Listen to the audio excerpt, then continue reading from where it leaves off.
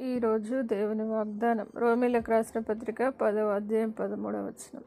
ఎందుకనగా ప్రభు నామమును బట్టి ప్రార్థన చేయువాడెవడో వాడు రక్షింపబడును. నా ప్రియ సహోదరి సహోదరులారా, దేవుడు ఈరోజు మీతో వాగ్దానం చేస్తూ ఉన్నాడు.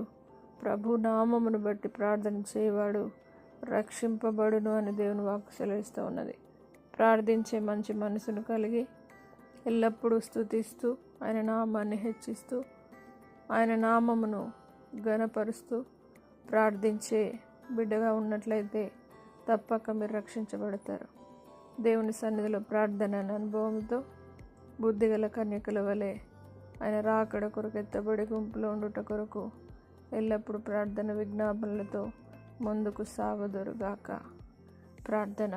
పరిశుద్ధుడా, నమ్మదగిన దేవా, ప్రభు నామమును బట్టి ప్రార్థన చేయవాడెవడో వాడు రక్షింపబడునని నీ వాక్కు సెలవిస్తూ ఉన్నది. ఎంతమంది అయితే ఇంకా నీ రక్షణ పొందలేక ఉన్నారో, ప్రార్థన అనుభవంలో లేని స్థితిలో ఉన్నారో, ప్రార్థించే మంచి మనసును ప్రతి ఒక్కరికి మీరు అనుగ్రహించి అద్భుతాల చేత నింపి నడిపించగలరని యేసు పరిశుద్ధ నామమును బట్టి అడిగి వేడుకుంటున్నాము తండ్రి. ఆమేన్. దేవుడు మిమ్మును దీవించునుగాక.